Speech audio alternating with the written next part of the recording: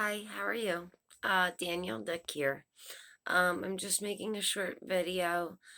Um, Basically, after I made the video of how I'm dying from the poisoning that happened at my parents' house on September 15th, um, I got some questions like, why didn't you leave, and this and that, stuff like that. Um, Basically, and I wanted to address something else that happened to me and show some paperwork. Um, Back in 2003, when I was 22 years old, I got a DUI on Christmas Day, and I lost my license. And um,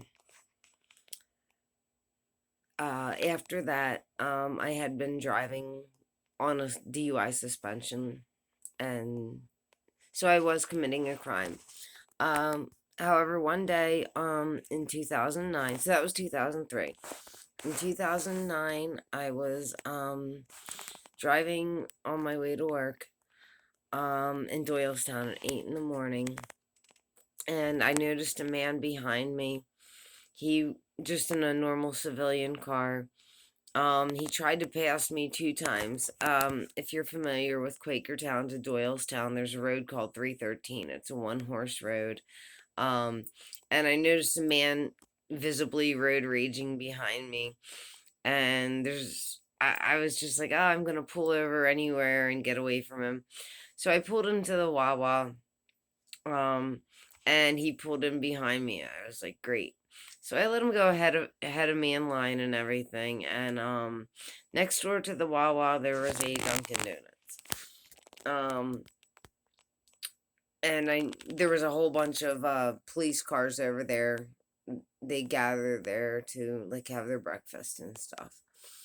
So I let the man go ahead of me in line and everything, and it turned out he was an off-duty cop, and he was so mad that he called the rest of the police over.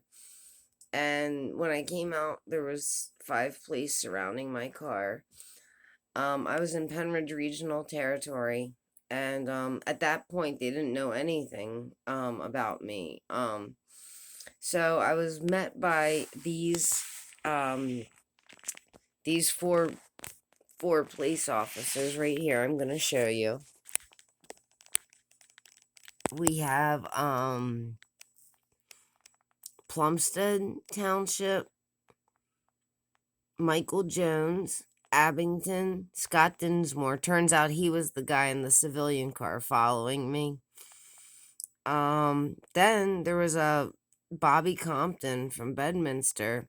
I hadn't seen him since high school. Then there was this Hilltown guy, Rick Tulchowski.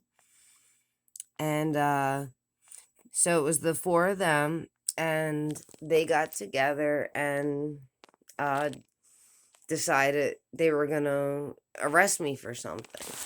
So when I saw Bobby Compton was there, I was like, you got me. I don't have a license. I know that's automatic 3 months. I understand. Um, well, anyway, uh, next thing I know, all of them were off duty and out of jurisdiction. So they called Penridge Regional and said, we have a woman here that's driving without a license. Will you come arrest her? And they said, no, we didn't see her. So basically, I noticed Bobby Compton got into the driver's seat of my car and started driving my car down the road. And they started trying to have me sign a paper, and the remaining two cops and Scott Dinsmore started slamming my hand against this paper, like, you sign it, you sign it. And uh so I literally kind of faked the seizure. I just like pretend, and they called an ambulance, which I'm gonna show you this too. Here. Um I went and got the report myself. Here's the ambulance report.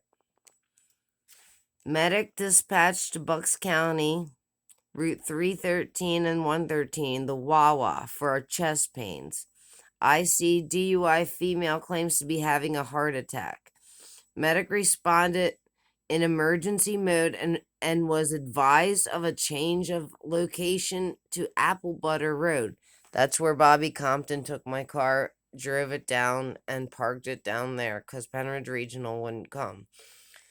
So they picked me up at the Wawa, but then they changed the report. When I got to the place to pick this report up, the police were waiting. There was a lot of intimidation during all this. A lot of intimidation. I was threatened. I basically didn't get my license back till I was 43. I was 23 when I got my last DUI. I couldn't work. I couldn't get away from abuse. But here goes. So change of location. Chief Layman, here, this is the chief of Dublin. He's not even on this paper. He's not even here. Like, he wasn't here.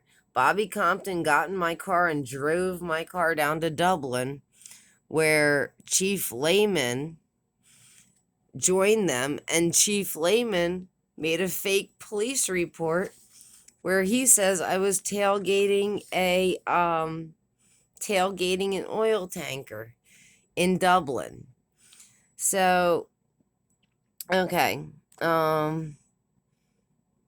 Chief Layman advised the crew that the patient had been pulled over for a traffic stop and was in custody as a suspended DUI, which is funny because they made me blow in the breathalyzer and they threw it on the ground and smashed it.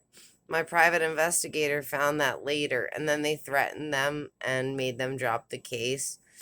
They also tried to redact the names of the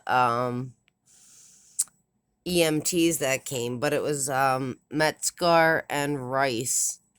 We unredacted that. So also they tried to say I was DUI. They had me do the breathalyzer. It didn't register, so they smashed it on the ground, which my private investigator found. And then here's the hospital report. So there's no drugs. No drugs. And the alcohol wasn't there. So, basically, I showed up for court, and I had a good, according to Bucks County lawyer Michael Parlow, and I thought I'd get my 3 months for driving on a DUI suspended license, and I got a year and 3 months, and basically, like, I couldn't drive, I couldn't get anywhere, and my life's been a joke for everyone. And then now, if you watch my next video, you'll see what kind of keeping me in the same place for 2 decades did to me.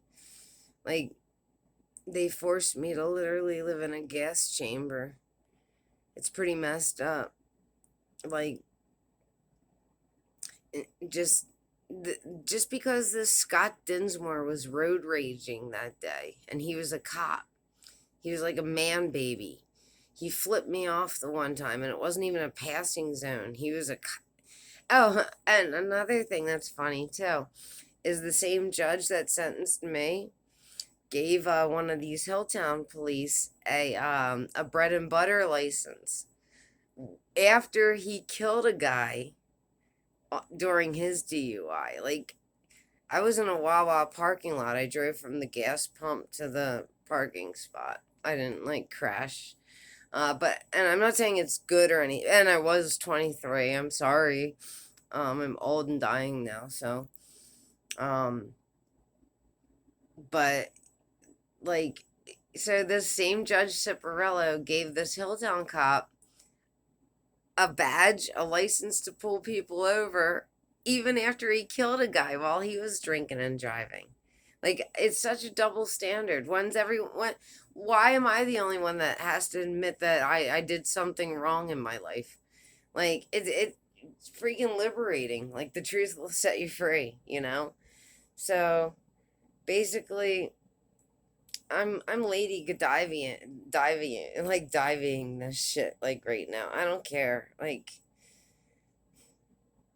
I'm so disgusted with the stuff I'm seeing in this world, and this was really my first chance to have like any normal life, and it's already been taken from me. So um that's what they did there, and that was a huge freaking lie. And when I take it to the state representative's office, they push the lady down. Well, the lady clerk of courts pushed the paperwork back across the desk to me and said, "I shouldn't be seeing this. I shouldn't be seeing this." And that was like the general vibe anytime I tried to tell anybody about it. So thank you for listening. All right, have a good night. Bye.